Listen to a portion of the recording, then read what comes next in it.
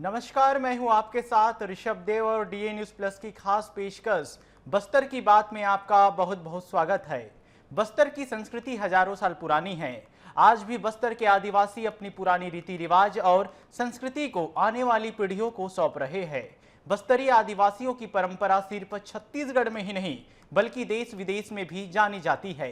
तो चलिए शुरुआत करते हैं बस्तर की बात की।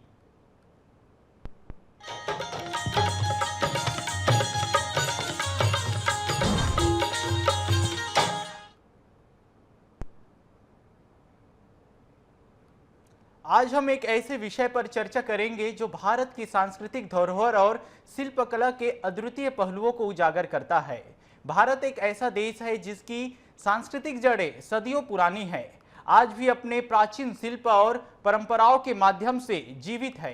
देश के हर कोने में आपको लोक शिल्प और कारीगरी के अनगिनत उदाहरण देखने को मिलेंगे जो भारत की आत्मनिर्भरता और समृद्धि को दर्शाते हैं।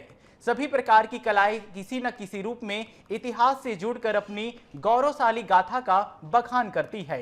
इसी कड़ी में हम बात करेंगे बस्तर के ढोकरा कला की, जहां के कारीगर खोई हुई मोम तकनीक के माध्यम से ढोकरा शिल्प को नया जीवन प्रदान कर रहे हैं। देखिए हमारी ये खास रिपोर्ट।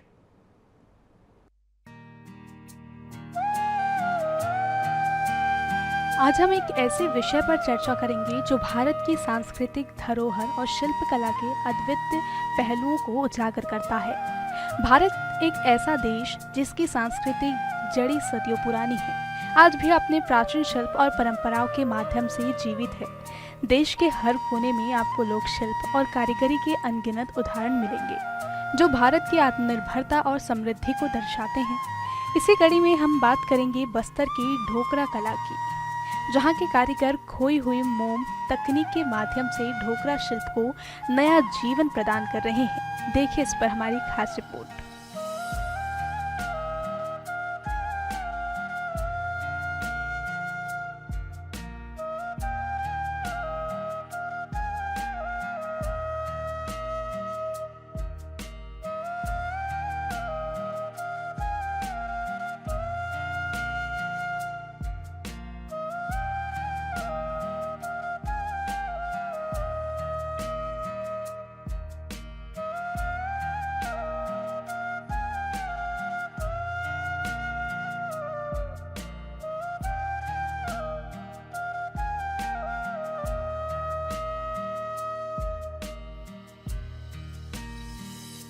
ढोकरा शिल्प जो खोई हुई मोम तकनीक पर आधारित है, भारत की प्राचीन धातु ढलाई कला का एक अनमोल उदाहरण है। इस शिल्प को सम्मानित करने के लिए शिल्पकारों को घड़वा की उपाधि दी गई, जो घलना शब्द से उत्पन्न हुआ है, जिसका अर्थ है मोम को पिघलाना और ढालना।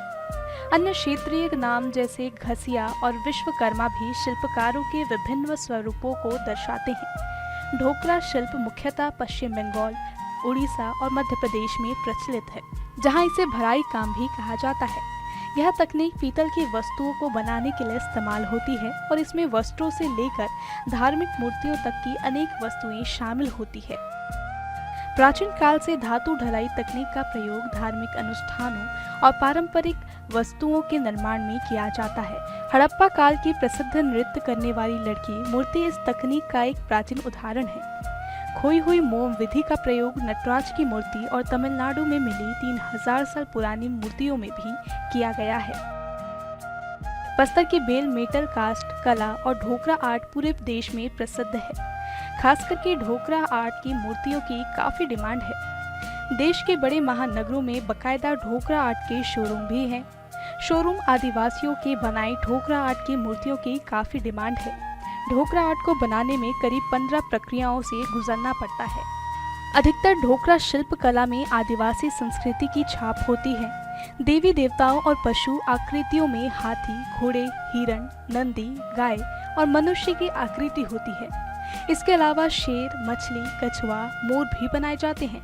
ढोकरा आर्ट की एक मूर्ति बनाने में 1 दिन का समय लगता है। सबसे पहले चरण में मिट्टी का प्रयोग होता है और मिट्टी से ढांचा तैयार किया जाता है।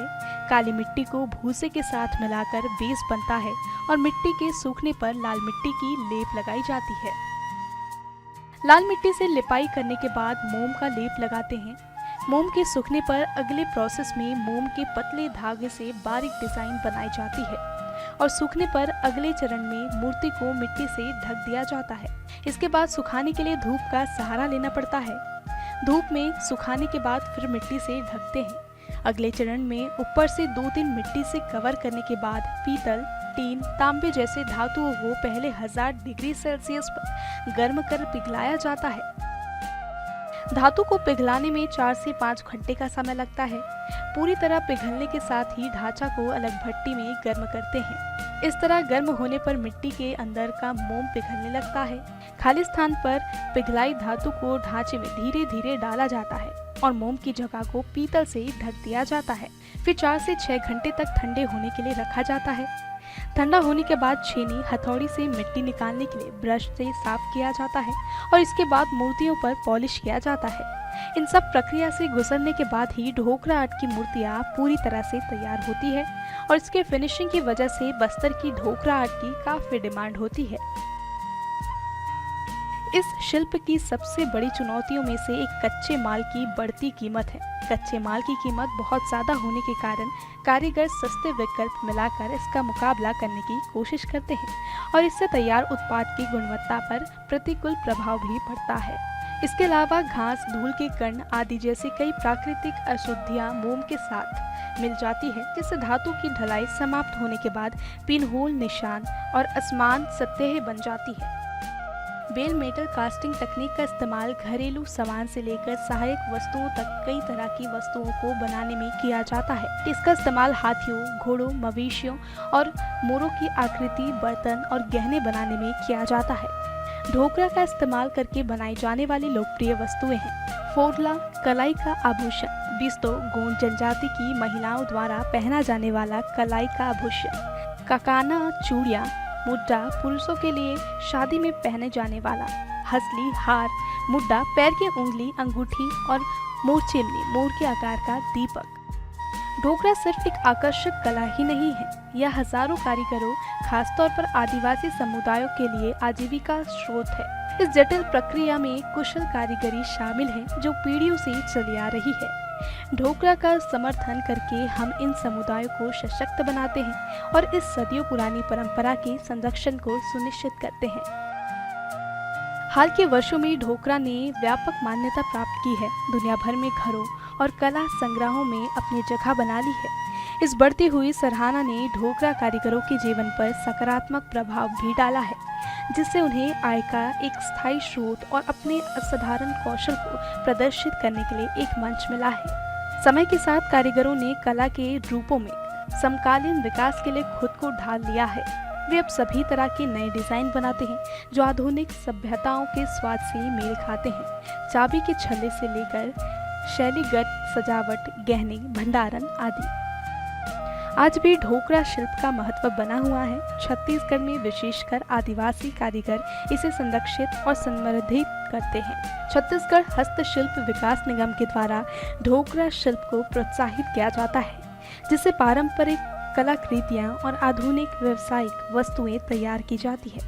इस प्रकार ढोकरा शिल्प भारतीय सांस्कृतिक धरोहर का एक जीवंत प्रतीक है।